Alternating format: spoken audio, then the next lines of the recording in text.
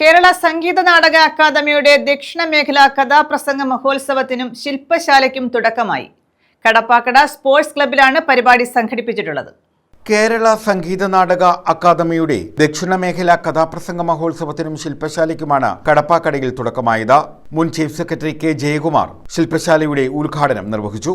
സാമൂഹ്യ ബോധമുള്ള ഒരു പുതിയ കലാരൂപത്തെ ഈ കാലഘട്ടത്തിന്റെ നന്മ ആവശ്യപ്പെടുന്നുണ്ട് എന്ന് പറയാതിരിക്കാൻ നിവൃത്തിയില്ല. കാരണം കമേഴ്ഷ്യൽ സിനിമയ്ക്കൊന്നുമില്ലാത്ത ഒരു മൂല്യബോധം കഥാപ്രസംഗത്തിനുണ്ട്. ആ മൂല്യബോധമാണ് കഥാപ്രസംഗത്തെ അനിവാര്യമാക്കി തീർക്കുന്നത്.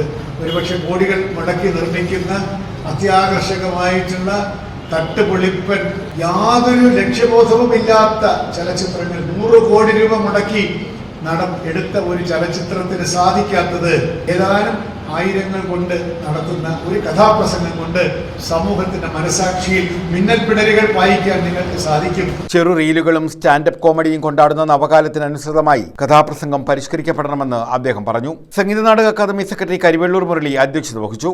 ആനേടി Prasad, D Suresh Kumar, V Harshakumar, NB Jawahar, doctor Vasanthakumar Sambasivan എന്നിവർ പങ്കെടുത്തു. ന്യൂസ് ബ്യൂറോ, കൊല്ലം.